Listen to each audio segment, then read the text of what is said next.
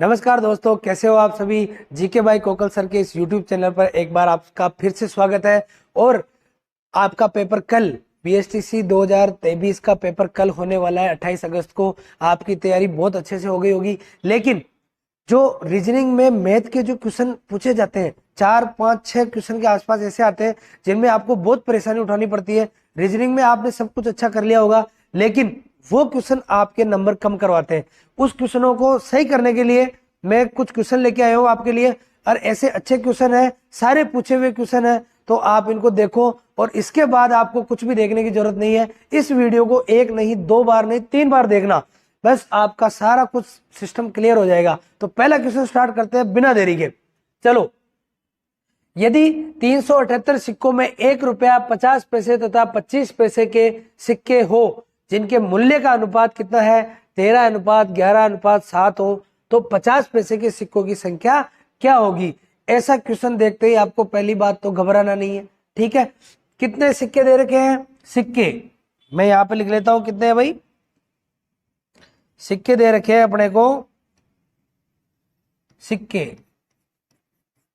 सिक्के हैं अपने पास कितने, 378 सिक्के हैं। 378 सिक्कों में किस किस के सिक्के हैं, 1 रुपया का है, 50 पैसे और 25 पैसे, इनके सिक्के हैं अपने पास, ठीक है। अब यहां पे देखो क्या लिखा हुआ है, जिनके मूल्य का अनुपात, सिक्कों का अनुपात नहीं दे रखा है, मूल्यों का अनुपात दे रखा है। मूल्यों का अनुपात दे रखा है कितना, 13:11:7। अब सर ये मूल्यों का अनुपात सिक्कों का अनुपात क्या है। अगर सिक्कों का अनुपात देता तो अपन डायरेक्ट ऐसे मान लेते कि 13 तो 1 रुपए के सिक्के हैं, 50 पैसे के सिक्के कितने हैं, 11 है, और 25 पैसे के सिक्के कितने हैं, 7 है। तो इन सबको जोड़ते और इसके बराबर कर देते, 378 के बराबर कर देते, और जो भी सिक्का पूछता उसकी वैल्यू निकाल लेते। लेकिन ये जो है ये किसका है, मूल्यों का अनुपात है। मूल्यों का अनुपात कैसे सर, मूल्यों का अनुपात का मतलब हो गया, जैसे आप 13 है, 13 रुपए मान लो, 13 रुपए में 1 रुपए के कितने सिक्के होंगे बताओ, 13 रुपए में 1 रुपए के 13 ही सिक्के होंगे सर। क्या करेंगे अपन, इन अनुपात को सिक्कों के अनुपात में बदलना है, ठीक है ना। तो 13 रुपए के 1 रुपए के सिक्के कितने होंगे, 13 सिक्के होंगे। अब 50 पैसे के सिक्के, आप सब जानते हो कि 1 रुपए में कितने 50 पैसे के सिक्के होते हैं सर, 2 50 पैसे के सिक्के होते हैं। तो 11 रुपए में कितने 50 पैसे के सिक्के होंगे बताओ, तो डबल कर लो, 22 सिक्के होंगे। अगर 22 सिक्के 50 पैसे के होते हैं तो कितने रुपए बनते हैं अपने पास, 11 रुपए बनते हैं। अगर 7 रुपए है, 7 रुपए में अपने को बताना है कि 25 पैसे के सिक्के कितने होंगे। अब एक बात बताओ, 1 रुपए में कितने पैसे होते हैं, 100 पैसे होते हैं, और 25 पैसे में कितने, 25 पैसे। अगर 25 पैसे का भाग अपन 100 पैसों में दे तो कितने आते हैं, 4 आते हैं। इसका मतलब 1 रुपए में कितने पैसे के सिक्के हो गए, 25 पैसे के सिक्के कितने हो गए, 4 हो गए। तो 7 में कितने हो जाएंगे, ये हो जाएंगे अपने पास 28। अब ये आ गया अपने पास सिक्कों का अनुपात। क्या आ गया भाई, सिक्कों का अनुपात आ गया, ठीक है। सिक्कों का अनुपात आ गया अपने पास। अब देखो अपने को पास दे रखे हैं कि सिक्के कितने हैं, टोटल 378 है, और अपने पास सिक्कों का अनुपात ही आ गया। अपन 378 नहीं मानेंगे, अपन तो ये मानेंगे कि अपने पास 1 रुपए के तो 13 सिक्के हैं, 50 पैसे के 22 सिक्के हैं, और 25 पैसे के 28 सिक्के हैं। अब इन सबको जोड़ लो, एक बार जोड़ सकते हो क्या। अगर 2 इसको दे दे तो 30 और 20 50, और ये हो गए अपने पास 63। कितने हो गए टोटल, 63।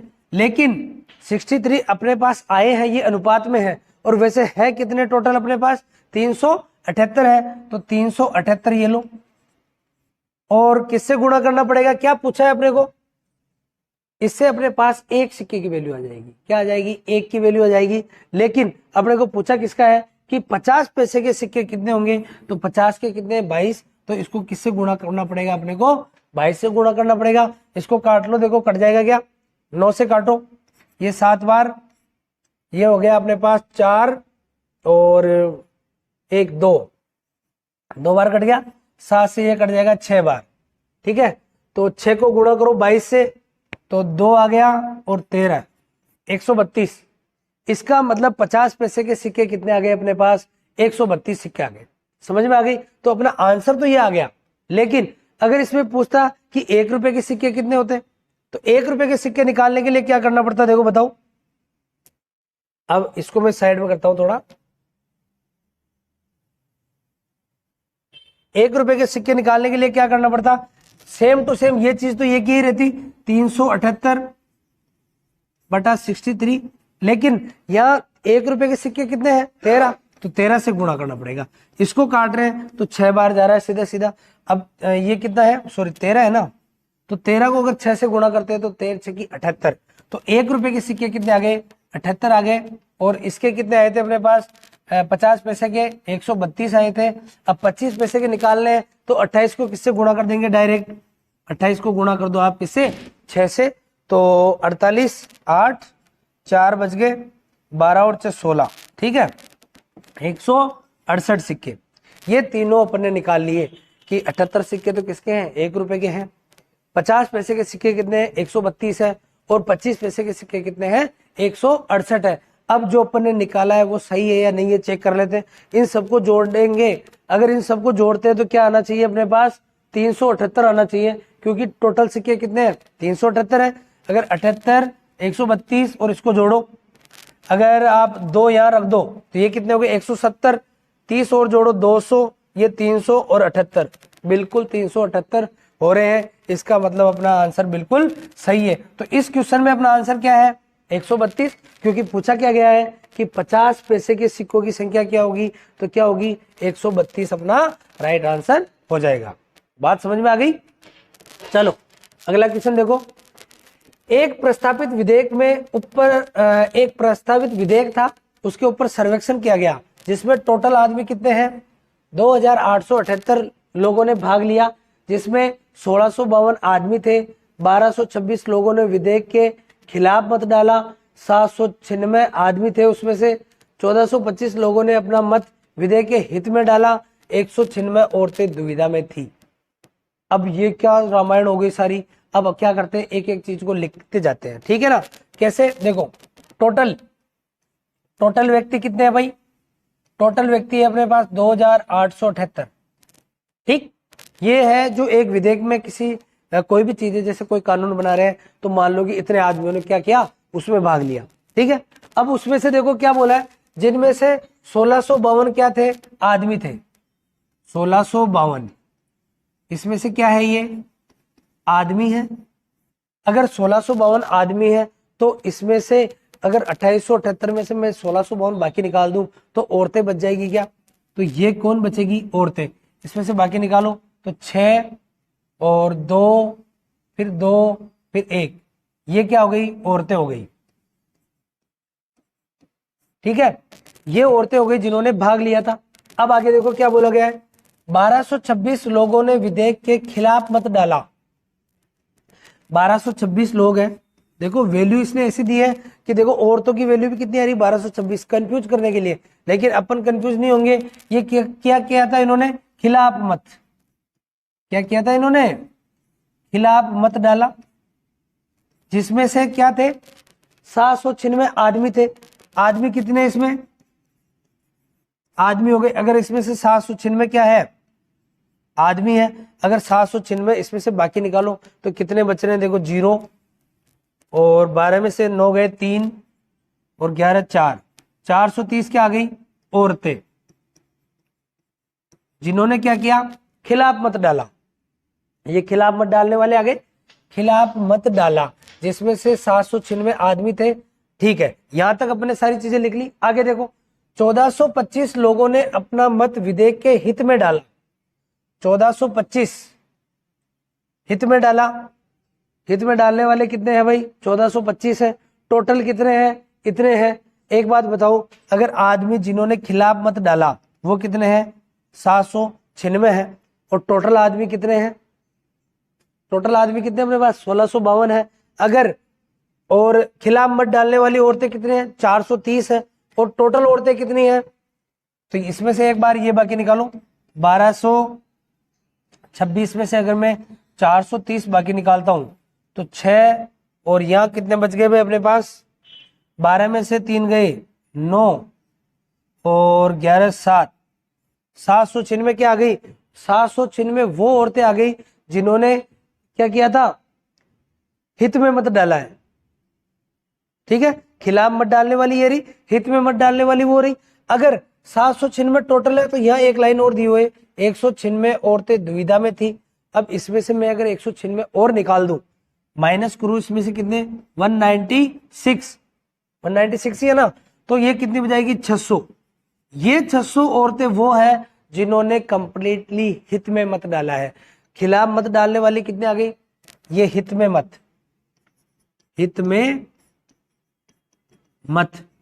कितनों ने डाला है, 600 औरतों ने डाला है, जिसमें से 196 क्या थी, दुविधा में थी। टोटल ये रही अपने पास औरतें, तो ये आ गया अपने पास 600 वो औरतें हैं जिन्होंने हित में मत डाला है। ठीक है, और क्या क्या पूछा जा रहा है, देखो कितने आदमी दुविधा में थे, कितने आदमी दुविधा में थे। ठीक है, टोटल आदमी खिलाफ मत डाला है किन्होंने, 796। टोटल आदमी है अपने पास कितने, 1652। अगर 1652 में से आप क्या करो, 796 अगर बाकी निकालते हो तो यहाँ 12 में से 6 गए 6, 14 में से 9 गए, कितने बचे, यहाँ पे बच गए कितने, 6, 14, 9, 5, और यहाँ पे कितना हो गया, 1, 15, 8, 856 आदमी वो थे जिन्होंने या तो हित में मत डाला है या वो दुविधा में थे। अब देखो हित में मत डालने वाले कितने आदमी हैं, खिलाफ मत डालने वाले तो ये रहे, तो इसमें से अगर ये माइनस कर दो आप, नहीं सॉरी गड़बड़ हो गई थोड़ी, कहाँ गड़बड़ हुई है देखो एक बार। टोटल आदमी कितने हैं, 2878 है आदमी, उसमें से क्या है कि 1652 आदमी थे, तो औरतें इतने आ गई। ठीक है, मामला यहाँ तक। आगे क्या बोला है, विधेयक के खिलाफ मत डाला है 796 आदमियों ने, 796 आदमियों ने, तो औरतें कितनी बच गई, 430 बच गई, जिन्होंने क्या किया, खिलाफ मत डाला। ठीक है भाई, खिलाफ मत डाला। तो अब देखो एक बात, ये आदमी हो गए जिन्होंने खिलाफ मत डाला, ये औरतें हो गई जिन्होंने खिलाफ मत डाला, तो ये सारे तो कितने हो गए, 1226।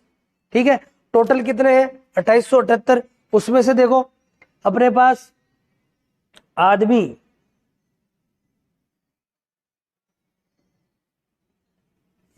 यार एक बार इसको वापस देखो यार,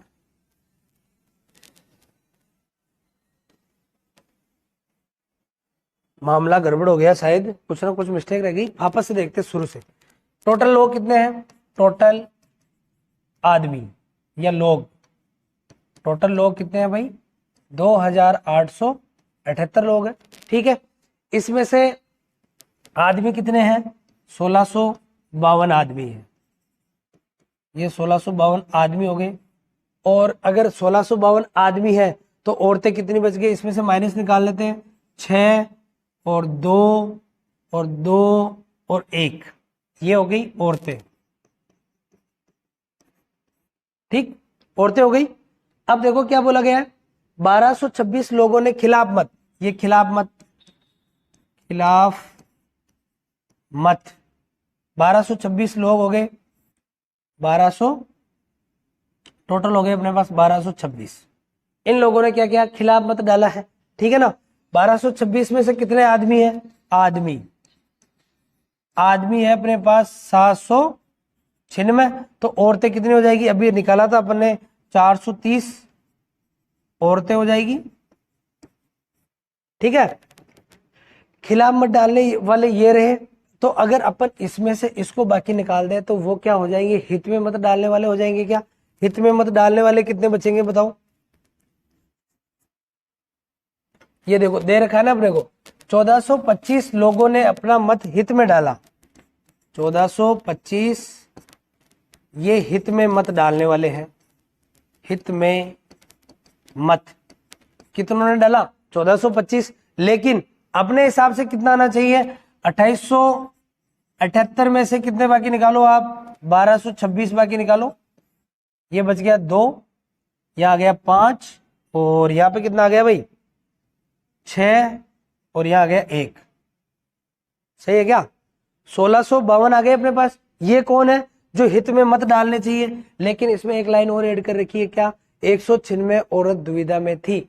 इसका मतलब ये जो डिफरेंस आ रहा है 1452 और 1425 का बीच का, वो क्या है, दुविधा वाले व्यक्ति है। दुविधा वाले व्यक्ति कौन, तो 1652 में से आप कितने माइनस कर लो, 1425 माइनस कर लो, कितने बचे देखो, 12 में से गया 7 और 4 2, और यहाँ पे कितना बचा, यहाँ तो 2 ही आएगा। 227 कौन है, जो दुविधा में थे, ये दुविधा वाले हो गए अपने पास। ठीक है, अब देखो इसमें से दुविधा वालों में कितनी औरतें हैं, 196 औरतें हैं। दुविधा वाले कितने हैं, दुविधा वाले हैं अपने पास 227, इसमें औरतें कितनी हैं 196। अगर 196 औरतें हैं तो इसमें से बाकी निकालो आप, 1 बच गया 12 3, तो 31 आदमी हो गए। 31 आदमी वो है जो दुविधा में थे। और पहला क्वेश्चन अपने को यही पूछा हुआ है, कितने आदमी दुविधा में थे, तो कितने आदमी दुविधा में थे भाई, 31 आदमी किसमें थे, दुविधा में थे। और क्या पूछा है, कितनी औरतों ने विधेयक के हित में मत डाला, तो औरतें कहाँ है अपने पास 430 है जिन्होंने तो खिलाफ डाला है। ठीक है, टोटल औरतें हैं अपने पास कितनी 1226, हित में मत डालने वाले कितने हैं 1425। ठीक है ना, अब देखो 1226 टोटल औरतें हैं अपने पास, उसमें से 196 तो क्या है दुविधा में, उनको तो निकालेंगे साइड में।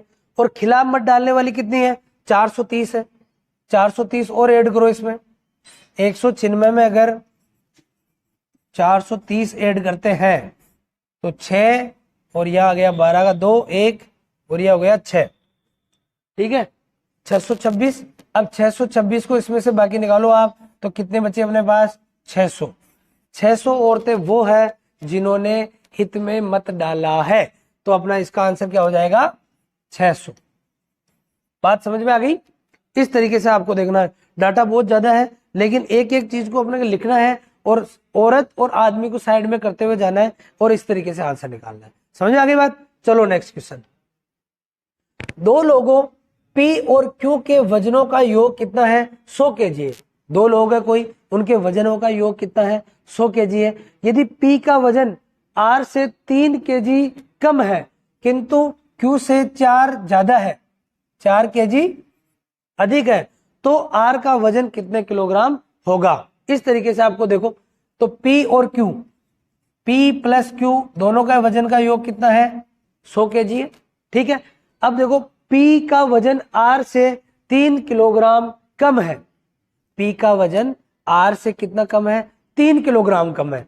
अगर P के वजन में 3 किलोग्राम और जोड़ दूं तो वो R के बराबर हो जाएगा क्या। सही बात है बिल्कुल, P का वजन R से 3 किलोग्राम कम है तो R का वजन P का जो वजन है उसमें 3 kg और जोड़ दे तो वो क्या हो जाएगा R के बराबर हो जाएगा। ठीक बात है, किंतु Q से 4 kg अधिक है। अब यह किंतु आ गया, देखो ये किंतु बहुत गड़बड़ करवाता है। किंतु हो गया, किंतु परंतु अथवा और, वो किसके लिए आता है पहले वाले प्रश्न के लिए आता है। ठीक है, तो P का वजन किससे ज्यादा है Q से 4 kg ज्यादा है, इसका मतलब P बराबर Q प्लस 4 करना पड़ेगा, जब जाके क्या होगा ये बराबर हो पाएंगे। ठीक है, ये छोटी छोटी अपने पास 3 इक्वेशन बन गई। अब क्या पूछा गया आपने को कि R का वजन कितने किलोग्राम है, क्या पूछा है R का वजन कितने किलोग्राम है। अब यहाँ पे देखो P प्लस Q बराबर कितना दे रखा है 100 दे रखा है, P बराबर Q प्लस 4 दे रखा है। अगर मैं इस Q को बराबर के इधर लाऊं तो ये ऐसे हो जाएगा P माइनस Q बराबर 4, क्योंकि भाई P का वजन ज्यादा है, Q से कितना ज्यादा है 4 किलोग्राम ज्यादा है। ठीक है, 4 किलोग्राम ज्यादा है, तो ये इक्वेशन बन गई। तो P प्लस Q बराबर 100, P माइनस Q बराबर 4, इस तरीके से अपन लिख सकते हैं। तो आप क्या करो, इन दोनों इक्वेशन को घटा दो। अब यहाँ पे प्लस का चिन्ह है तो यहाँ क्या हो जाएगा माइनस हो जाएगा। अब यह माइनस का है तो यह क्या होगा प्लस होगा, क्योंकि अपन घटा रहे हैं उसको।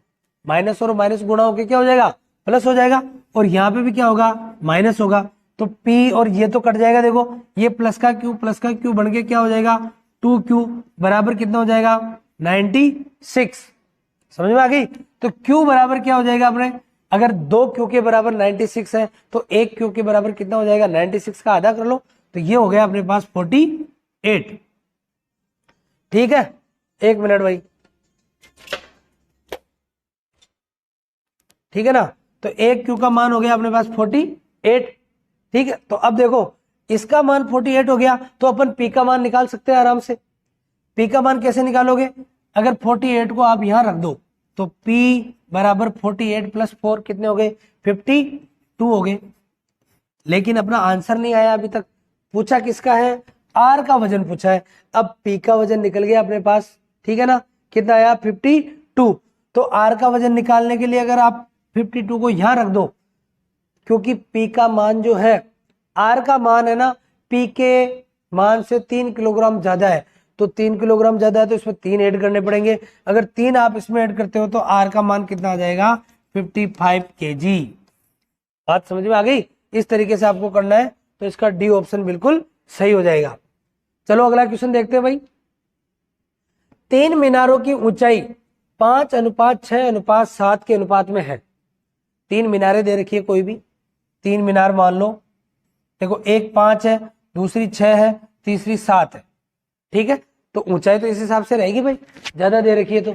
यदि एक मकड़ी सबसे छोटी मीनार पर चढ़ने में 15 मिनट लेती है, सबसे छोटी मीनार कौन सी होगी बताओ, 5, इनको मान लो कि ये 5 मीटर की है, ये है कितनी 6 मीटर की है, और ये कितने हैं 7 मीटर की है।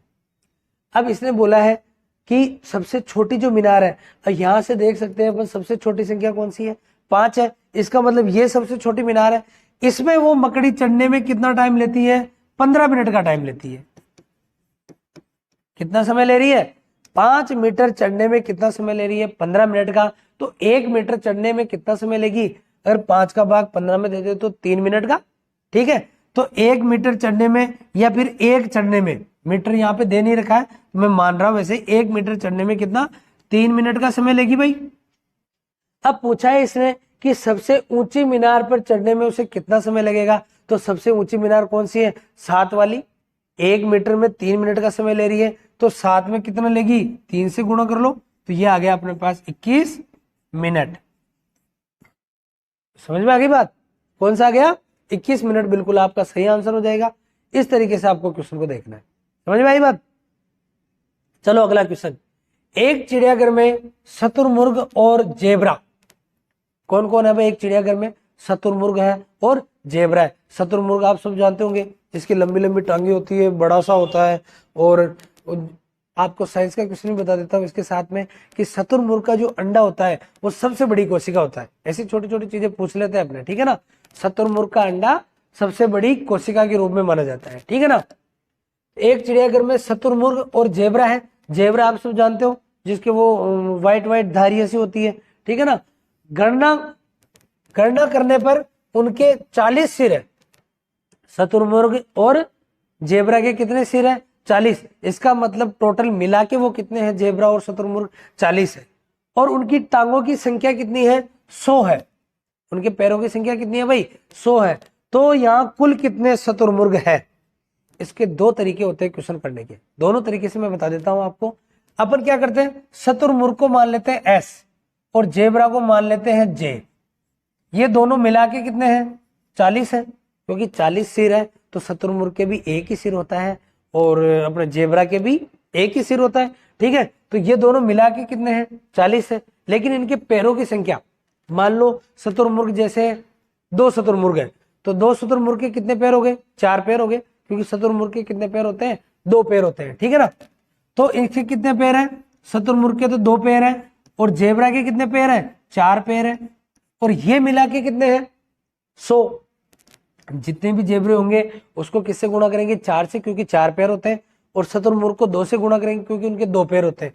उनको जोड़ेंगे तो वो कितने आ रहे हैं अपने पास, 100 आ रहे हैं, ठीक है। एक चीज आपको ध्यान होनी चाहिए कि बराबर के दोनों तरफ आप कोई भी ऑपरेशन कर सकते हो। ऑपरेशन का मतलब क्या, कि इधर 5 जोड़ रहे हो तो इधर भी 5 जोड़ सकते हो, लेकिन ऐसे नहीं कि इधर 5 जोड़ दिए इधर 5 घटा दिए, तो फिर गड़बड़ हो जाएगा मामला।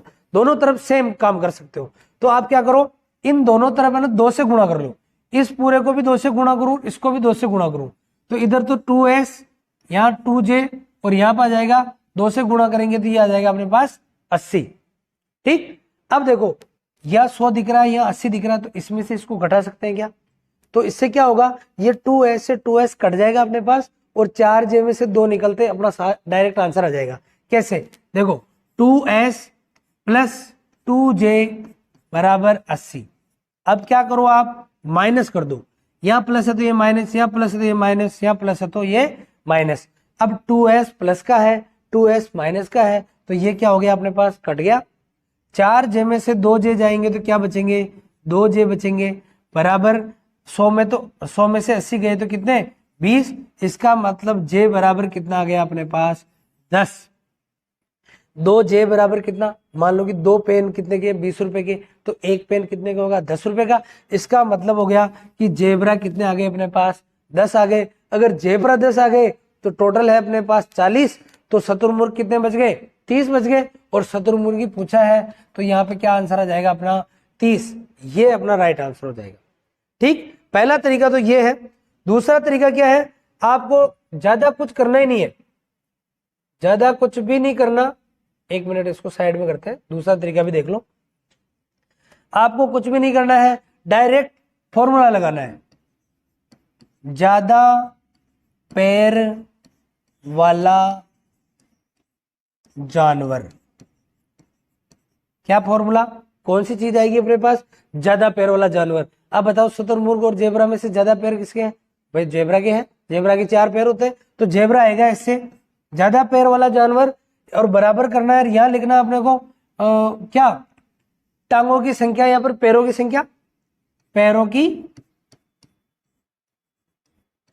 कोई सा भी क्वेश्चन आए ऐसा, पैरों की संख्या बटा करना है अपने को 2 और माइनस सिरों की संख्या, सिरों की संख्या। अब देखो इससे क्या आने वाला है, इस फॉर्मूले को लगाओ।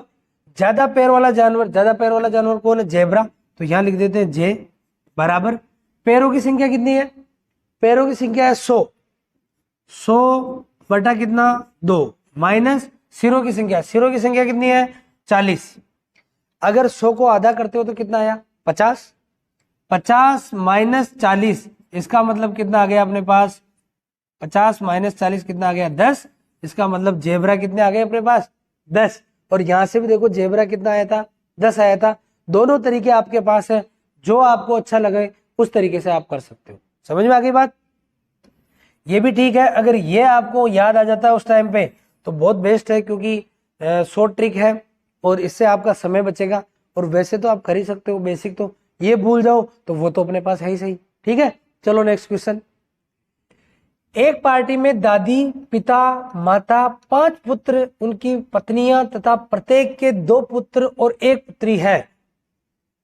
वहां कुल कितनी महिलाएं हैं, ये पूछा गया है। देखो कौन कौन है, एक तो दादा हो गया, सॉरी दादी हो गई, ये दादी, एक पिता हो गया और एक माता हो गई। ठीक है, तो 2 औरतें तो यही हो गई अपने पास, एक तो दादी हो गई एक माता हो गई, तो 2 औरतें तो मैं साइड में लिख लेता हूं। ठीक, उसने बोला है 5 पुत्र है, पुत्र अपने को गिनने नहीं है, उनकी पत्नियां, अगर 5 पुत्र है और उनकी पत्नियां, इसका मतलब 5 ही उनकी पत्नी होगी क्या। ठीक है, तो 5 औरतें वो हो गई, सही बात है। तथा प्रत्येक के 2 पुत्र और 1 पुत्री, प्रत्येक के मतलब जो 5 जोड़े हैं पुत्र, ये वाले, ये जो 5 जोड़े हैं इसमें क्या हो रहा है कि प्रत्येक के 2 पुत्र है और 1 पुत्री है, तो पुत्रों से तो कोई मतलब नहीं है। पुत्री कितनी है 1, इसका मतलब 5 जोड़े तो 5 पुत्री और हो गई, तो यहाँ 5 और ऐड कर लो, तो टोटल कितनी औरतें हो गई, 12 औरतें हो गई। है क्या ऑप्शन, बिल्कुल सही बात है, 12 ऑप्शन हो गई। इस तरीके के क्वेश्चन पूछे जाते हैं, देख लो। चलो नेक्स्ट क्वेश्चन देखो। 3 मित्रों ए बी सी की औसत आयु कितनी है, 20 वर्ष है औसत। इस क्वेश्चन को करने से पहले औसत के बारे में थोड़ी सी जानकारी ले लेते हैं। देखो औसत, औसत का मतलब क्या है भाई, एवरेज। ठीक, एवरेज क्या होता है बताओ, सब जानते हैं अपन, एवरेज गाड़ी का एवरेज नापते हैं अपन, कैसे नापते हैं कि जैसे अपने 5 लीटर तेल भरवाया, उसमें वो कितने किलोमीटर चल रही है, तो 5 का भाग उस किलोमीटर में देंगे तो क्या आ जाएगा कि यार इसने एक लीटर में इतना एवरेज दिया है, वो अपना एवरेज हो गया। इसी तरीके से औसत का मतलब हो गया अपने पास, बचपन से पढ़ते आ रहे हैं, राशियों की संख्या बटा राशियों का योग। उल्टा लिख दिया क्या मैंने, बोल भी नहीं रहे हो, राशियों की संख्या क्या लगे, राशियों का योग बटा राशियों की संख्या।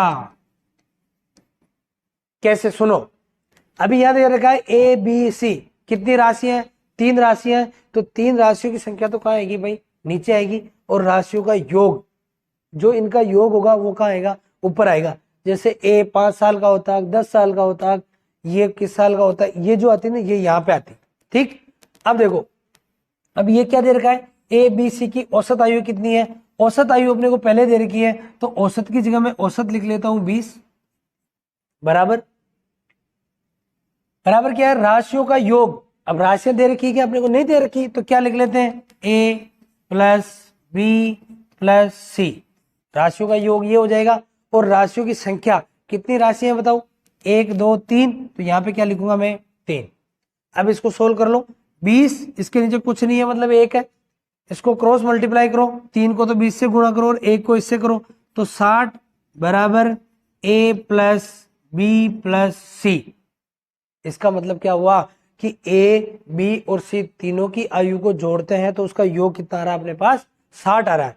अब आगे क्या दे रखा है, देखो ए और बी की औसत आयु 19 वर्ष है, ए और बी की औसत आयु कितनी, 19 वर्ष। सेम टू सेम ऐसे कैसे करना है, 19 बराबर कितनी राशियों का योग, ए और बी, और कितने हो गए 2, अब कितने हो जाएंगे भाई, 2 की बात चल रही है ए और बी की, तो औसत आयु इनकी कितनी है, 19 है, राशियों का योग हो गया बटा राशियों की संख्या हो गई।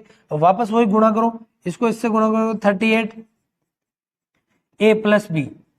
इसका मतलब क्या हुआ, ए और बी की आयु का योग कितना है, 38 है, और ए बी सी तीनों की आयु का योग कितना है, 60 है। अगर ये 38 में यहां पे रख दूं, अगर मैं a प्लस बी की जगह क्या रख दूं, 38 रख दूं, तो आप c की वैल्यू निकाल सकते हो क्या, बिल्कुल निकाल सकते हैं सर। इस देखो c प्लस यहाँ पे क्या लिखोगे 38 और बराबर किसके है, ये 60 के बराबर, ठीक है ना, तो ये प्लस बराबर के उधर जाएगा तो माइनस हो जाएगा, तो c बराबर 60 माइनस 38, 60 माइनस 38 करोगे तो कितना आएगा अपने पास, 22। इसका मतलब सी की जो आयु है वो कितनी है भाई, 22 वर्ष है।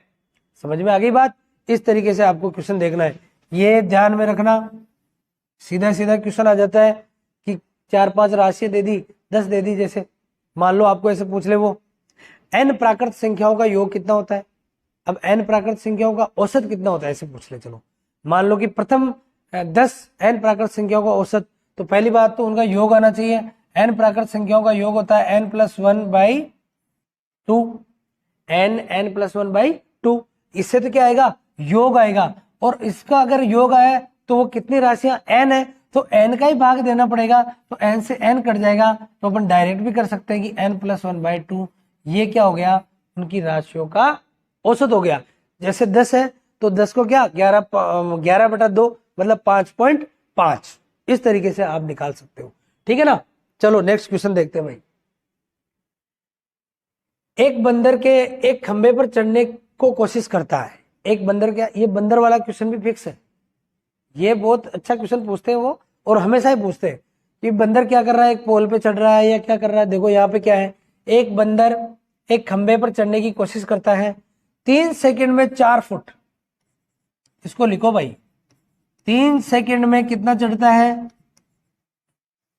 4 फुट, 4 फुट चढ़ता है, तथा अगले सेकंड में, अगले सेकंड का मतलब 1 सेकंड हो गया, अगले सेकंड में क्या करता है, 2 फुट नीचे फिसल जाता है, मतलब वापस आ रहा है, 2 फुट वापस फिसल जाता है, ये लो, ठीक है ना।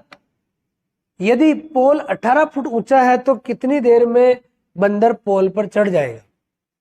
बहुत अच्छा क्वेश्चन है। देखो 3 सेकंड में क्या कर रहा है, 3 सेकंड में 4 फुट चढ़ रहा है, अगले सेकंड में 2 फुट नीचे फिसल रहा है, इसका मतलब उसका 4 सेकंड का जो काम है वो कितना हुआ, यहाँ तो 2 तो चढ़ा है 2 फिसला है, 4 तो चढ़ा और 2 फिसला, इसका मतलब 2 फुट, सही बात है क्या। 4 सेकंड में कितना, 2 फुट चढ़ा है, कुल मिला के काम ये हो गया उसका 4 सेकंड का। अब देखो यहाँ पे टोटल कितना है, 18 फुट, 18 फुट है और 4 चढ़ता है, तो आप एक काम करा करो ऐसे क्वेश्चन में, इस 4 को जो लास्ट में चढ़ेगा वो एकदम ही चढ़ जाएगा, फिसलने का काम ही नहीं रहेगा। तो आप क्या करो, ये टोटल में से 4 पहले ही घटा लो। इसका मतलब 18 में से अगर 4 घटाते हो आप तो कितने बच गए अपने पास, 14 बच गए। ठीक है, अब 14 फुट चढ़ाओ पहले तो उसको। 14 कैसे चढ़ाएंगे, 7 फुट कितनी देर में चढ़ रहा है, 28 सेकंड में। अब इस 2 को 7 फुट नहीं 2 फुट कितनी देर में चढ़ रहा है, 4 सेकंड में। अब आप इस 2 को 14 बना सकते हो क्या, कैसे बना सकते हो, इसको आप गुणा कर लो 7 से, बराबर के इधर 7 से गुणा कर रहे हो तो क्या आ गया यहाँ पे 14 फुट आ गया क्या। ठीक है, अगर यहाँ 7 से गुणा किया है तो यहाँ भी किससे गुणा करना पड़ेगा, 7 से गुणा करना पड़ेगा। 7 से गुणा करेंगे तो यहाँ पे आ गया 28 सेकेंड। इसका मतलब क्या हुआ ओवरऑल कि 28 सेकेंड में वो 14 फुट चढ़ जाएगा। अब नेक्स्ट क्या करेगा, वो 14 फुट आने के बाद डायरेक्ट 4 फुट की छलांग लगाएगा और 18 पे पहुंच जाएगा। तो यहाँ पे क्या 4 फुट लगाया तो क्या आ गया, 18 फुट आ गया। और 18 फुट कब आया, इधर कितने सेकंड, 3 सेकंड। 3 सेकंड और ऐड करना पड़ेगा। इसका मतलब 28 और 3 कितने हो गए, 31। 31 सेकंड में वो क्या करेगा, 31 सेकंड में वो 18 फुट चढ़ जाएगा। इस तरीके से आपको क्वेश्चन को देखना है। आप गलती कहां करते और मैं बता देता हूं। यहां तक आप ठीक से कर लेते कि 28 सेकंड 14 फुट, लेकिन जैसे ही आप यहाँ पे 4 ऐड करते, 4 फुट ऐड करते, तो लेकिन इधर 3 सेकंड ऐड नहीं करते। मेरे को पता है, आप अपनी आत्मा से बता देना कि आपने गलत किया कि नहीं किया, ठीक है ना। तो ये चीज का ध्यान रखना है। और ये टोटल कितने हो गए, 31 हो गए। तो ये 31 अपना सही आंसर आ जाएगा। चलो अगला क्वेश्चन देखते हैं भाई। एक किसान के पास 2 खरगोश है। एक किसान के पास कितने खरगोश है, 2 खरगोश। ठीक है, 2 खरगोश है एक किसान के पास। खरगोशों की आबादी हर 2 महीने में दुगनी हो जाती है। क्या कर रहा है, जैसे अपने पास 2 खरगोश है और वो खरगोश हर 2 महीने में क्या हो रहे हैं, दुगने हो रहे हैं। तो 6 महीने बाद उसके पास कितने खरगोश होंगे। मान लो कि अपने पास अभी कितने 2 खरगोश है। जैसे ही 2 महीने हुए, 2 महीने 2 के अपने पास कितने हो जाएंगे, 4 खरगोश हो जाएंगे क्या। सही बात है, क्योंकि प्रत्येक 2 महीने में क्या हो रहे हैं, डबल हो रहे हैं। ठीक है ना। तो अब देखो अगले 2 महीने, अभी अपने पास कितने हो गए, 2 महीने बाद 4 हो गए। तो अगले 2 महीने बाद क्या होगा, 4 के 8 हो जाएंगे। फिर अगले 2 महीने बाद क्या होगा, 8 के 16 हो जाएंगे। इसका मतलब अपने पास टोटल कितने खरगोश हो जाएंगे, 16 खरगोश हो जाएंगे। बहुत सारे क्या कर रहे होंगे, 2 महीने में डबल हो रहे हैं तो 2 फिर 3 बार बढ़ेंगे तो 3 को 2 से गुणा करके 6 आंसर। 6 आंसर गलत हो जाएगा। ये कितना आंसर आएगा अपने पास, 16 बिल्कुल राइट आंसर है। ऐसे क्वेश्चन में घबराने की बात नहीं है, आराम से सोच के समझ के क्या करो, आराम से शांति से। ठीक है, चलो नेक्स्ट क्वेश्चन देखो। ये क्वेश्चन देखो, मैं पानी पी लेता हूं 1 सेकंड।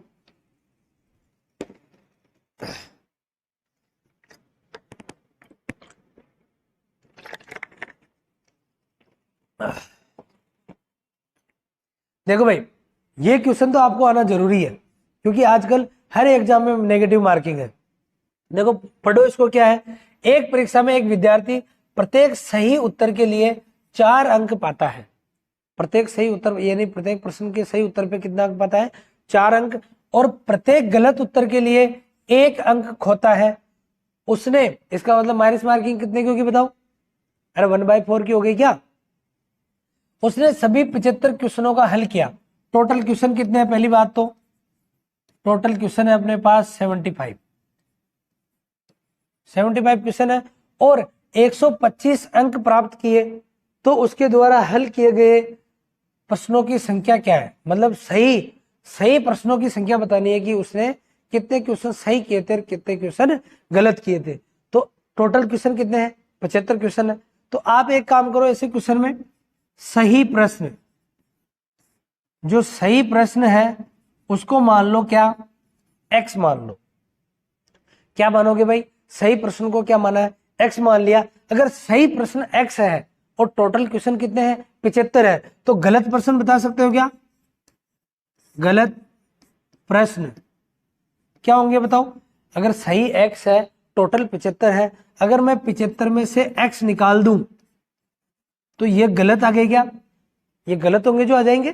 ठीक है, अब अपने को देखो करना क्या होता है, सही जो क्वेश्चन है उसके कितने अंक मिल रहे हैं अपने को, 4 अंक मिल रहे हैं, और गलत का 1 मिल रहा है। तो जो सही क्वेश्चन है, सही क्वेश्चन कितने हैं, x, इसको गुणा किससे करेंगे, 4 से गुणा करना पड़ेगा, क्योंकि भाई जितने भी क्वेश्चन सही किए हैं उसके कितने नंबर मिलेंगे अपने को, 4 से गुणा होके मिलेंगे। ठीक है, माइनस, और मैं गलत प्रश्न है उसको माइनस कर दूं कि कितने अंक कट रहे हैं, मेरा 1 अंक कट रहा है, अगर 1 को इससे गुणा करूं तो वो क्यों चीज आएगी, तो 75 माइनस x करूं मैं, ये तो सही क्वेश्चन हो गए, और इसके ये नंबर हो गए मेरे, 4 से गुणा करते ये नंबर हो गए, क्योंकि नंबर दे रखे हैं अपने को कि फाइनली उसको नंबर कितने मिले, 125, और गलत क्वेश्चन है ये उसके नंबर हो गए। अगर इनका अंतर कर रहा हूं मैं तो मेरे को कितने अंक मिल रहे हैं, 125 अंक मिल रहे हैं। समझ में आई बात, तो इसको सोल्व कर लो आराम से, इसको सोल्व करो, देखो कैसे होगा, इसको थोड़ा साइड में करते हैं।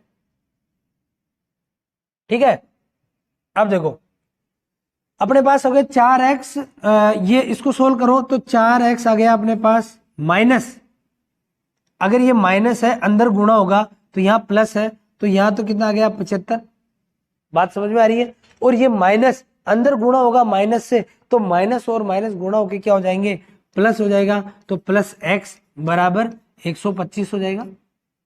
ठीक है क्या, अब देखो इस 75 को इस बराबर के उधर भेजोगे आप तो ये माइनस का है तो प्लस का हो जाएगा उधर जाते ही, और ये 4x और ये x कितने हो गए 5x, और ये 75 उधर जाके जुड़ेगा तो कितने हो गए 125 और 75 200।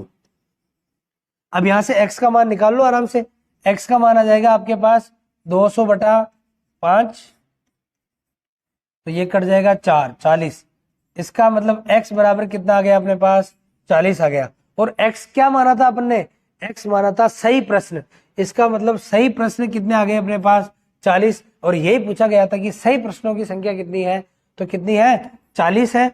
अगर गलत की पूछता तो टोटल 75 है, सही कितने हैं 40, तो गलत कितने होंगे 35 गलत होंगे। समझ में आ गई बात, इस तरीके से करना है। अगर चेक करना चाहो तो 40 को 4 से गुणा कर लेना, कितने हो गए 160 नंबर हो गए, और 35 क्वेश्चन गलत है तो 35 को 1 से गुणा करोगे तो 35, 160 में से 35 निकालोगे तो कितना बचेगा 125 ही अपने पास आंसर आने वाला है। ऑप्शन से भी कर सकते हो इसको आप आराम से। ठीक, चलो सारिका के 3 बच्चे हैं, कितने बच्चे हैं 3 बच्चे, पहला दूसरे से 5 वर्ष बड़ा है तथा दूसरा बच्चा तीसरे से 4 वर्ष बड़ा है, उन सबकी आयु का योग 22 वर्ष है, तो सबसे बड़े बच्चे की आयु आपको बतानी है। ऐसे क्वेश्चन में सुनो मेरी बात, पहला दूसरा और ये तीसरा, एक बात बताओ, पहला बच्चा सबसे बड़ा होगा क्योंकि वो सबसे पहले पैदा हुआ है, सबके लास्ट में कौन पैदा हुआ है तीसरा वाला, तो अपन तीसरे से स्टार्ट करेंगे, क्या करेंगे इसको पीछे से स्टार्ट करना होता है। ठीक है, तो आप इसकी एज कितनी मानो x मान लो, तीसरे वाले बच्चे की आयु क्या मान लो x मान लो। अब तीसरा और दूसरे के बीच में क्या रिलेशन है, देखो दूसरा बच्चा तीसरे से 4 वर्ष बड़ा है, दूसरा बच्चा जो है तीसरे से कितने वर्ष बड़ा है 4 वर्ष, तो x प्लस 4 कर दूं मैं, क्या कर दूं x प्लस 4, क्योंकि इसकी आयु मान लो 5 है तो इसमें 4 और जोड़ेंगे तो कितना आ जाएगा 9 वर्ष, तो इसकी x है तो इसमें 4 और जोड़ दिया तो x प्लस 4 इसकी आयु हो गई। अब पहले और दूसरे में क्या है, देखो पहला दूसरे से 5 वर्ष बड़ा है, कितने वर्ष बड़ा है 5 वर्ष, तो इसमें मैं क्या करूं 5 और ऐड कर दूं, x प्लस 4 प्लस 5, ये अपने पास तीनों की आयु आ गई। अब तीनों की आयु का योग अपने को दे रखा है कितना 22 वर्ष दे रखा है, कितना दे रखा है भाई 22 वर्ष, तो इन सबको जोड़ देते हैं अपन, x 4 और 5 9 plus x plus 4 plus x, इन सबकी आयु को जोड़ दिया मैंने, देखो x लिखा 4 और 5 9 तो 9 लिख दिया, इसकी एज है x प्लस 4 तो x प्लस 4 लिख दिया। ठीक है, और ये सब किसके बराबर है 22 के बराबर है, तो अब क्या करो आप x x वालों को अलग जोड़ लो, 1 2 3 x आ रहे हैं तो 3x और 9 और 4 13 प्लस 13 आ गया बराबर 22। अब ये 13 बराबर के इधर प्लस में है, उधर जाएगा तो माइनस में, यहां से x की वैल्यू आराम से निकाल सकते हो 3x, 22 में से अगर 13 गया तो कितना बचा, 7 और 2 9, 9 बच गए। ठीक है, तो x की वैल्यू अपने पास यहां से आ जाती है कितनी, 9/3, इसका मतलब कितना 3, तो x कितना आ गया 3 आ गया। इसका मतलब छोटा ही छोटा जो बच्चा है वो कितने साल का है भाई, वो है 3 साल का। कितने वर्ष का है, 3 वर्ष का है। अगर ये 3 वर्ष का है तो ये कितने वर्ष का होगा, 3 में 4 जोड़ने पड़ेंगे, तो ये आ गया अपने पास 7 वर्ष का। समझ में आ रही है, ये 7 वर्ष का है तो ये कितना आएगा, उसमें 5 और जोड़ने पड़ेंगे, तो ये आ गया अपने पास 12 वर्ष का। बात समझ में आ गई, ये तीनों की एज आ गई। जो भी पूछा जाए वो बता सकते हो। क्या पूछा है अपने को कि सबसे बड़े बच्चे की आयु क्या होगी, तो सबसे बड़ा पहला वाला होगा और इसकी आयु कितने है भाई, 12 वर्ष आयु हो जाएगी। बात समझ में आ गई। चलो अगला क्वेश्चन देखो भाई। किसी वस्तु के क्रय मूल्य और विक्रय मूल्य का अनुपात कितना है, 20:21 है, पर उस पर लाभ और हानि बताना है कि लाभ हुई है या हानि हुई है। सबसे पहले तो अनुपात वाले क्वेश्चन में आपको टेंशन लेने की जरूरत नहीं कि अनुपात आ गए तो क्या करेंगे क्या नहीं करेंगे। आप क्या करो, उनको ही वैल्यू मान लिया करो। जैसे क्या, पहले इसके बारे में एक छोटी सी जानकारी दे देता हूँ, बेसिक बता देता हूँ थोड़ा सा।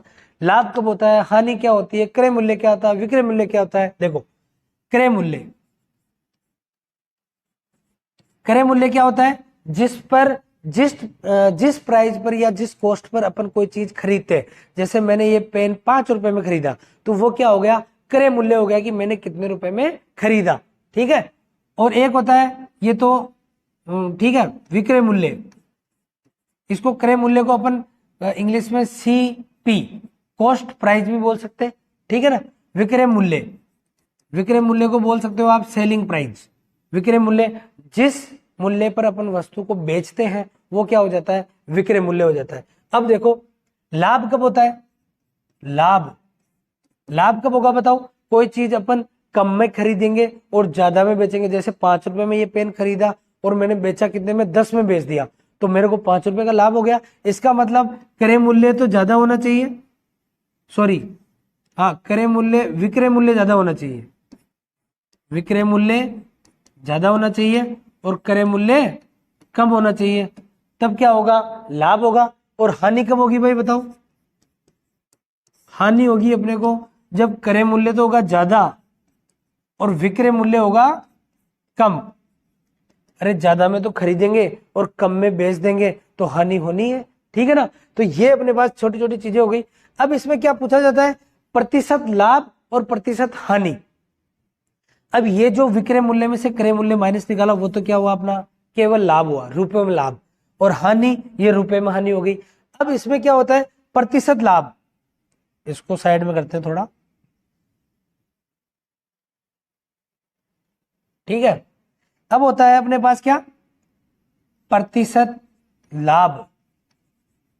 प्रतिशत लाभ में क्या होता है, यहां लिखो आप लाभ, जो ये लाभ आया ना विक्रय मूल्य में से क्रय मूल्य माइनस निकालने के बाद में, वो लाभ बटा नीचे हमेशा क्रय मूल्य आएगा। चाहे हानि हो चाहे लाभ हो कुछ भी हो, नीचे क्या आएगा, हमेशा क्रय मूल्य आएगा। और प्रतिशत आया है तो 100 अपने को लगाना है। इससे क्या आ जाएगा अपने पास, प्रतिशत लाभ आ जाएगा। और प्रतिशत हानि की बात करें, प्रतिशत हानि की बात करें तो यहां आ जाएगा हानि,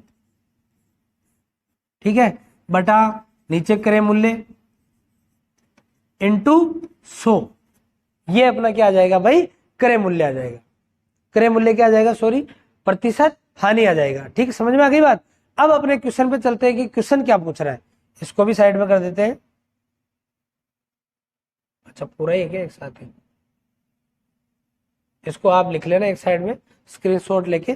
ठीक है ना, अब क्वेश्चन पे चलते हैं। क्रय मूल्य और विक्रय मूल्य का अनुपात दे रखा है, ये क्रय मूल्य हो गया, अनुपात विक्रय मूल्य कितना दे रखा है, 20:21। अपन तो डायरेक्ट क्या मानो कि 20 रुपए में बेचा, 21 रुपए में, सॉरी 20 रुपए में खरीदा, 21 रुपए में बेच दिया। 20 में खरीदा 21 में बेचा, अंतर कितने का, 1 रुपए का क्या हुआ, लाभ हुआ। 1 रुपए का क्या हुआ, लाभ हुआ, लेकिन यहाँ प्रतिशत में दे रखे हैं। प्रतिशत अभी अपन ने निकाला है कि लाभ कितना, कि 1 बटे में क्या, क्रय मूल्य। क्रय मूल्य कितना है बताओ, 20, तो ये लो 20 इंटू में कितना 100, तो ये 100 20 से काट दो कितने बार, 5 बार। इसका मतलब 5% का क्या हो गया भाई, इसको प्रॉफिट हो गया, लाभ हो गया 5%। अपना बी ऑप्शन बिल्कुल सही आंसर हो जाएगा। समझ में आ गई बात? इस तरीके से आपको क्वेश्चन करना है।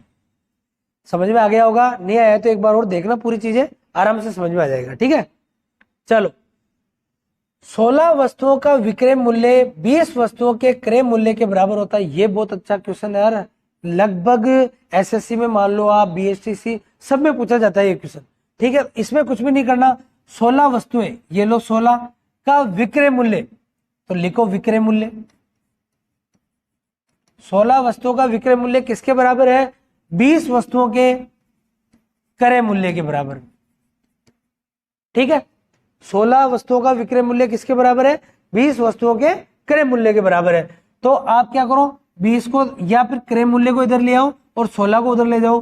तो यहां पे ऐसे लिख सकता हूं मैं, विक्रय मूल्य बटा क्रय मूल्य।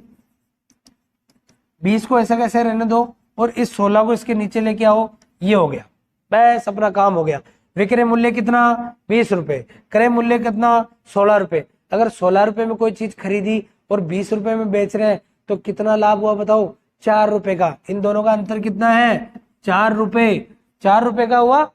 और प्रतिशत निकालना है तो 4 का लाभ हो रहा है और कितने पे हो रहा है, क्रय मूल्य कितना है 16, तो ये लो 16 और गुणा किससे करना है, 100 से। 4 से काट दो 4 बार, 4 से काटा 25 बार। इसका मतलब 25% का क्या हो गया, लाभ हो गया। तो 25% का अपने को प्रॉफिट मिल जाएगा। इस क्वेश्चन को ढंग से देख लेना, ये क्वेश्चन पक्का छपने वाला है कल आपके पेपर में। ठीक है, चलो एक वस्तु 10% लाभ से विक्रय मूल्य 330 रुपए पर बेची जाती है, तो उस वस्तु का क्रय मूल्य क्या है। अब क्रय मूल्य नहीं दिया अपने को, डायरेक्ट दे दिया क्या, विक्रय मूल्य।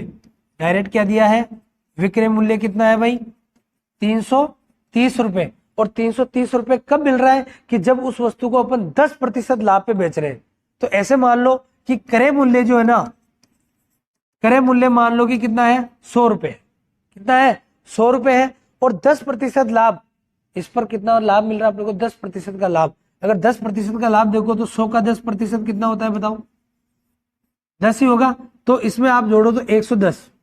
इसका मतलब अपन ने कितने में बेची, अगर 100 रुपए क्रय मूल्य है, 10% का लाभ, तो मैंने बेच दी 110 रुपए में, लेकिन बेची कितने में है, 330 में। तो इस 110 को किसके बराबर कर दो आप, 110 को बराबर कर दो 330 के बराबर।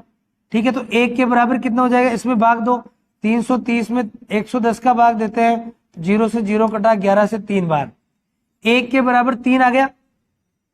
तो अब अपने को क्रय मूल्य निकालना है। क्रय मूल्य कितना माना था अपन ने, 100 रुपए। तो 1 का मान 3 है, तो 100 का मान कितना हो जाएगा, 300। ठीक है ना, तो 100 का मान कितना हो जाएगा भाई, 300। तो अपना क्रय मूल्य कितना हो गया, 300 रुपए हो गए। आप इसको ऑप्शन से भी कर सकते हो।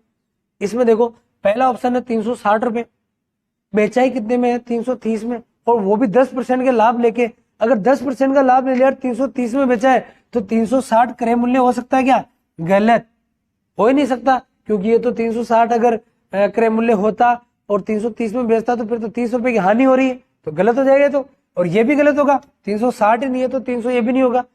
ठीक है, तो आप इसको चेक कर सकते थे, इसको चेक इसलिए नहीं कर रहे क्योंकि ये देखो कटेगा नहीं, अजीब सा लग रहा है थोड़ा, तो ये कटेगा नहीं, इसको छोड़ दो, इससे चेक करेंगे डायरेक्ट अपन, तो भी अपना आंसर आ जाएगा। अगर 300 रुपए मैं क्या मानता हूं, अपने को पूछा गया कि क्रय मूल्य 300 रुपए क्या मानता हूं मैं, क्रय मूल्य, ये लो।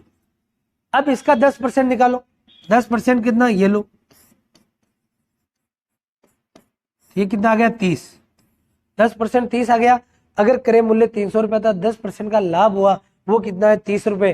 तो 330 रुपए में बेची कि नहीं बेची, 30 तो ये आ गए और 300 ये, और 330 बिल्कुल सही आंसर है, तो अपना आंसर ये हो जाएगा। बात समझ में आ रही है। चलो अगला क्वेश्चन देखो। एक सब्जी विक्रेता 1 रुपए में 2 रुपए की दर से नींबू खरीदता है। 1 रुपए में क्या खरीदता है, 2 रुपए की दर से खरीदता है। तथा 3 रुपए में 5 की दर से बेचता है, 3 रुपए में 5 की दर से क्या करता है, बेच देता है। ऐसे क्वेश्चन में ऐसे लिखो और क्रॉस मल्टीप्लाई करो, इसको इससे गुणा किया 5, इससे गुणा किया 6, ठीक है। ये हो जाएगा अपना कॉस्ट प्राइस यानी क्रय मूल्य, ये हो जाएगा सेलिंग प्राइस, इसका मतलब हो गया विक्रय मूल्य। तो क्रय मूल्य 5 रुपए है, 5 में खरीदा, 6 में बेच दिया, कितने रुपए का लाभ हुआ, 1 रुपए का। और आपको सबको पता है प्रतिशत में पूछा गया है, 1 रुपए का लाभ हुआ। प्रतिशत कैसे निकालते हैं, लाभ और किस पे होता है लाभ, हमेशा कॉस्ट प्राइस पे। तो 5 इंटू 100 ये कितना हो गया 20, तो 20% का उसको लाभ हो गया। बात समझ में आ गई। इस तरीके से क्वेश्चन करना है। एक बार फिर से देखना, ऐसा क्वेश्चन पूछा जाता है एक एक नियम वाला, और ये पूछेगा देख लेना, ठीक। 2 साल का साधारण ब्याज और चक्रवृद्धि ब्याज का अंतर 147 रुपए है, मूलधन इतना है, तो ब्याज की दर क्या होगी।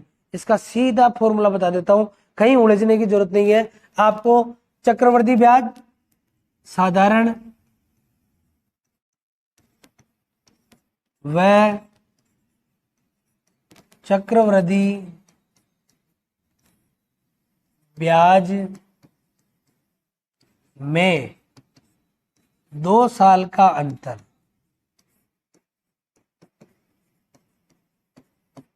क्या बोला गया है, इसको अपन लिख लेते हैं डी, डिफरेंस, बराबर क्या होगा, पी बराबर पी आर अपॉन 100 का स्क्वायर। अब ये क्या क्या होता है देख लो, मैं यहां लिख देता हूं आपके, डिफरेंस का मतलब तो हो गया अंतर, बराबर पी आर अपॉन 100 का स्क्वायर। बी डी हो गया अपने पास अंतर, अंतर का मतलब समझ गए, 2 साल का जो अंतर दिया होगा। जैसे इसमें क्या दे रखा है देखो, साधारण ब्याज चक्रवृद्धि ब्याज का अंतर कितना है, 147 रुपए, किसका, 2 साल के अंतर के लिए है ये, ठीक है ना। ये हो गया अंतर। पी का मतलब हो गया प्रिंसिपल, मतलब मूलधन, मूलधन। आर का मतलब हो गया रेट, इसका मतलब हो गया दर, और ये अपने पास आ जाएगा, ठीक है ना। तो अब देखो इसको साइड में करते हैं, अब अपने सवाल की ओर चलते हैं, ठीक है भाई। देखो 2 साल का अंतर दे रखा है, अब फॉर्मूले में रखेंगे सीधा सीधा। 2 साल का अंतर कितना है, 147 बराबर, वहां पे दे रखा है क्या, पी, पी कितना है, मूलधन कितना है, 30,000 रुपए, ये लो भाई 30,000 रुपए, ठीक है। और आर वो जो अपने को निकालना है 100 का स्क्वायर, ठीक है। अगर कुछ काट रहा है तो काट लेते हैं, देखो 3 से कट जाएगा क्या, 8 और 4 12 कट जाएगा, 3 से देखो 4 बार 12 2 9 कट गया, और ये कटेगा एक बार, यानी यह आ जाएगा 10,000, ठीक है। अब इसको खोल सकते हैं अपन, स्क्वायर को खोलो तो आर का तो हो जाएगा आर स्क्वायर, और 100 का स्क्वायर कितना होगा 10,000।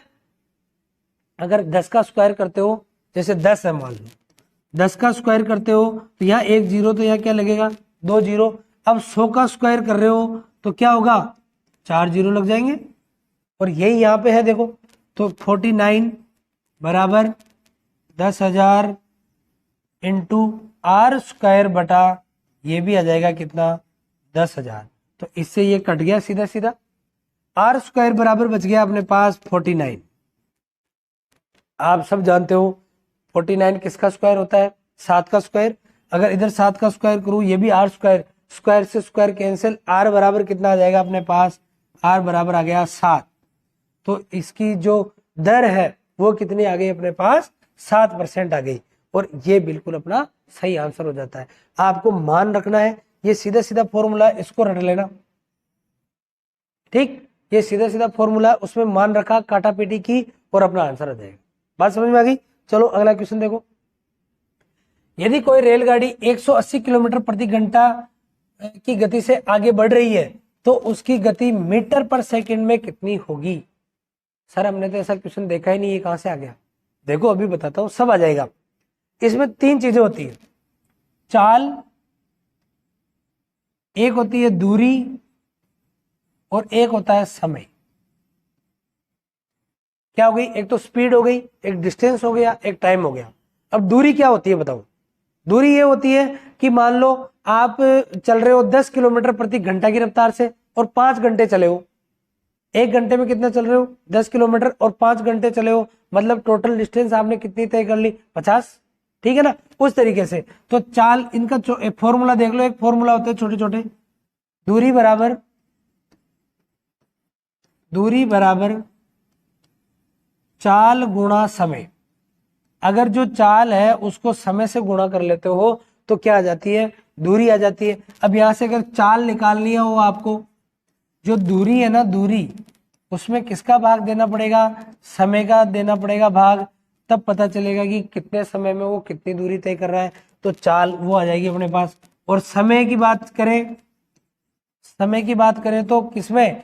चाल में किसका भाग देना पड़ेगा भाई? सॉरी, चाल में क्या, दूरी में।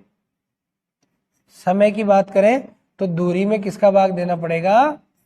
चाल का भाग देना पड़ेगा। ये चीज समझ में आ गई? अब देखो जो स्पीड है, ये जो स्पीड है ना चाल, ये दो चीजों में होती है। एक तो मान लो किलोमीटर प्रति घंटा और एक होती है मीटर प्रति सेकंड। दो चीजों में नापी जाती है, एक तो किलोमीटर प्रति घंटा, एक मीटर प्रति सेकंड। और अपने को इस क्वेश्चन में यही पूछा है। देखो अपने को दे रखा है कि 180 किलोमीटर प्रति घंटा की गति से बढ़ रही है, तो उसको आपको बताना है कि मीटर पर सेकंड में कितनी होगी। तो इसमें देखो मैं दोनों तरीके बता देता हूं आपको। किलोमीटर प्रति घंटा इसमें दे रखी हो और आपको बदलनी हो मीटर प्रति सेकंड में, तो आपको कुछ भी नहीं करना, उसको गुणा करना है। जो चाल दे रखी है उसको 5/18 से क्या करना है? गुणा करना है। और अगर मीटर प्रति सेकंड में दे रखी हो और उसको बदलना हो किसमें? किलोमीटर प्रति घंटा में बदलना हो, तो उसको गुणा करना है अपने को 18/5 से। अब ये कहां से आया, क्यों आया, वो समझेंगे अभी, लेकिन ये चीज समझ में आएगी नहीं आई आपको? चाल क्या होती है, दूरी क्या होती है, समय क्या होता है, कैसे निकाला जाता है, और किलोमीटर प्रति घंटा को अगर मीटर प्रति सेकंड में बदलना हो तो कैसे करना है, मीटर प्रति सेकंड को किलोमीटर प्रति घंटा में बदलना हो तो कैसे करना है, ये चीज समझ में आनी चाहिए। ठीक है, देखो अब मैं आपको समझाता हूं। ठीक है भाई, देखो अब ये कैसे आया, किलोमीटर प्रति घंटा को मीटर प्रति सेकंड में बदलना है। अगर कोई बड़ा जो ये है इकाई है, बड़ी इकाई को अगर छोटी इकाई में बदलना होता है तो भाग देना पड़ता है। जैसे किलोमीटर, 1 किलोमीटर में कितने मीटर होते हैं बताओ? 1 किलोमीटर में 1000 मीटर होते हैं। ठीक है, अगर किलोमीटर को मीटर में बदलना है तो क्या करना पड़ेगा? भाग देना पड़ेगा। ठीक है ना, उस तरीके से अब अपने पास क्या है, 180 किलोमीटर, 100 ये किलोमीटर, इसको पहले इसको बता देता हूं। चलो 1 किलोमीटर प्रति घंटा, तो इसको बदलेंगे तो 1000, क्योंकि किलोमीटर को चेंज करना है मीटर प्रति सेकंड में, तो 1000। ठीक है, और भाग किसका दोगे आप? नीचे घंटा है, घंटा को किस में बदलना है? सेकंड में बदलना है। तो 1 घंटे में कितने मिनट? 60 मिनट। और 60 मिनट में भी कितने सेकंड? 1 मिनट में कितना सेकंड होता है? 60। तो 60 × 60 का भाग देना पड़ेगा आपको किसमें? किलोमीटर प्रति घंटा को मीटर प्रति सेकंड में बदलने के लिए इसका भाग देना पड़ेगा। समझ में आ गई बात? तो आप क्या करो बताओ, ये कट जाएगा। देखो 0 से 0, 0 से 0 और 2 से काट लो 5 या 3, मतलब 18, 5/18 हो गया। ये देखो मैंने यही लिखा है 5/18। इस तरीके से आपका आता है। ये आपके काम की चीज नहीं है, आप तो डायरेक्ट इसको देख लो, फिर मैथ पढ़ेंगे जब पढ़ाएंगे अच्छे से। ठीक है ना, तो अब इसको देखो 180 किलोमीटर प्रति घंटा, अब इसको किस में बदलना है? मीटर प्रति सेकंड में बदलना है। तो किससे गुणा कर लो? डायरेक्ट 5/18 से गुणा करो। 18 से कट जाएगा ये 10 बार, और यहाँ आ गया ये 50। तो क्या आ गया? 50 मीटर प्रति सेकंड अपना आंसर आ जाएगा। तो ये अपना ऑप्शन सही निकल गया। ठीक है ना, चलो अगला क्वेश्चन देखो। एक व्यक्ति को क्रमशः 30%, 20%, 10% की छूट दी जाती है, तो इन सब की समतुल्य छूट क्या होगी, ये बताना है। इसके लिए एक फॉर्मूला है छोटा सा, फटाफट से देख लो। देखो A + B + AB/100, छूट दी जा रही है तो माइनस करना है। यहाँ पे कोई ऐसे भी हो सकता है कि एक वस्तु पर 10% का लाभ होता है, फिर 5% की हानि होती है। लाभ को आपको प्लस में लेना है और हानि को माइनस में लेना है, छूट को किस में लेना है, माइनस में लेना है। तो पहले दो चीजें ले लेते हैं, इसको ए मान लो, इसको बी मान लो। तो यहां पे देखो -30 -20 प्लस -30 इंटू -20 बटा 100 बटा क्या आ जाएगा भाई 100। 30 और 20 को ऐड किया कितना हो गया -50 और माइनस का 30 और माइनस का 20 गुणा होके क्या हो जाएगा 600। ये प्लस का हो जाएगा प्लस 600 बटा 100। इसको काटा तो यहां से आ गया 6। माइनस के 50 में से 6 बाकी निकालते हो तो माइनस के कितने बच जाएंगे 44 बच जाएंगे। इसका मतलब इन दोनों से जो परसेंटेज छूट आ रही है एक, वो कितनी आ रही है 44 आ रही है। अब आप क्या करो 44 को एक मान लो, 44 को क्या मान लो ए मान लो, ठीक है। 44 को तो मान लो ए 44%, इसको मान लो ए, और अपने पास 10 बच रहा है, इसको मान लो क्या बी मान लो। वापस से वो कभी प्रोसेस करो, माइनस के 44 माइनस के 10 प्लस -44 इंटू -10, काट दो इसको फटाफट से, 0 से 0 कट जाएगा। यहाँ पे देखो क्या हो गया, डायरेक्ट काटो आप। तो एक काम करो, क्या करो इसको जोड़ो, कितना हो गया माइनस के 54, ये गुणा होगा प्लस, और ये कितना हो गया 440 बटा 100। तो 1 0 से 1 0 और यहाँ पॉइंट लग जाएगा अपने पास, ठीक है 4.4। अब 54 में से 4.4 बाकी निकालो, 54 में से आप कितने निकालो 4.4 बाकी निकालो तो कितना बचा बताओ 0.6। यहाँ पे कितना हो गया 3, तो 13 में से 4 गए 9 और 4, इसका मतलब 49.6% क्या आ गया अपना, ये आ गई अपनी छूट। ये माइनस का चिन्ह इसलिए आया है क्योंकि ये क्या है छूट है, और ये अपना ऑप्शन बिल्कुल सी ऑप्शन सही हो जाएगा। समझ में आ गई बात। इस तरीके से आपको क्वेश्चन करना है, कोई सा भी आ जाए, ठीक है ना।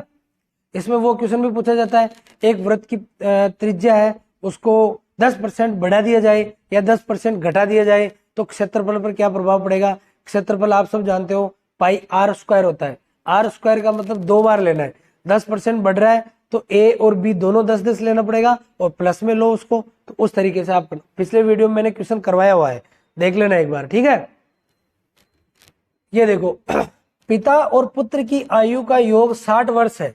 यदि 6 वर्ष पूर्व पिता की आयु पुत्र की आयु की 5 गुनी थी तो 6 वर्ष बाद उनकी आयु क्या होगी।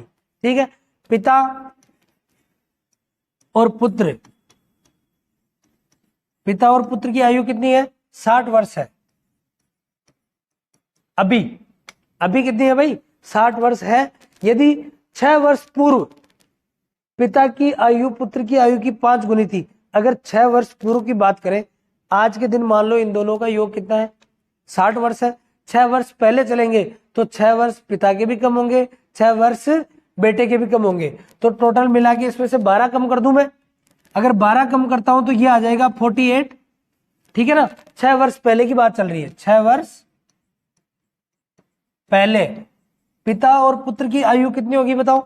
पिता और पुत्र की आयु 6 वर्ष पहले 48 हो जाएगी। ठीक है ना, तो उस टाइम पे क्या बोला गया है कि पिता की जो आयु है पुत्र की आयु की 5 गुनी है। इस टाइम पे मान लो अगर पुत्र की आयु x थी तो पिता की आयु कितनी थी 5x, क्योंकि पुत्र की आयु से 5 गुनी है। अगर इन दोनों को जोड़ू मैं तो ये कितना आ गया 6x, और ये 6x किसके बराबर है 48 के बराबर है। अगर 6x को आप 48 के बराबर करो तो x का मान यहां से निकल के आएगा अपने पास 8, 6 8 48, 8 निकल के आ गया। अगर 6 वर्ष पूर्व पुत्र की आयु यहाँ पे कितनी हो गई 6 वर्ष पहले 8 वर्ष हो गई। अगर यहाँ 8 वर्ष हो गई तो अभी की बात करें वर्तमान की तो 6 और जोड़ना पड़ेगा। इसका मतलब पुत्र की आयु यहाँ पे कितनी हो गई 14 वर्ष हो गई। लेकिन यहाँ की भी नहीं पूछ रहा, ये 6 वर्ष बाद, अब से 6 वर्ष बाद की पूछ रहा है। इसका मतलब इसमें 6 और ऐड करने पड़ेंगे, तो ये कितनी आ गई 20 वर्ष। ये अपना सही आंसर हो जाएगा। समझ में आ गई बात। तो 20 वर्ष है इसमें और ये अपना आंसर हो। इस तरीके से आपको देखना है। ठीक है, लास्ट क्वेश्चन है आज का। और अच्छा क्वेश्चन है, देखो क्या बोल रहा है, 675 रुपए को ए और बी में 5:4 के अनुपात में विभक्त किया जाता है, तो ए का धन क्या होगा। टोटल रुपए कितने हैं भाई, 675 है। देने किस किस में है, ए और बी दोनों में देने। किस अनुपात में देने हैं, 5:4 में देने। ये लो, ए अनुपात बी वो कितना है, 5:4। अपने हिसाब से मैं तो ये बोल रहा है कि 675 रुपए बांटने, लेकिन मैंने बोल दिया कि ए को तो मैंने 5 दे दिए और बी को 4 दे दिए। टोटल मैंने कितने दे दिए, 9। लेकिन देने कितने थे टोटल, 675 देने थे। 9 को 675 के बराबर कर लो, ठीक है ना।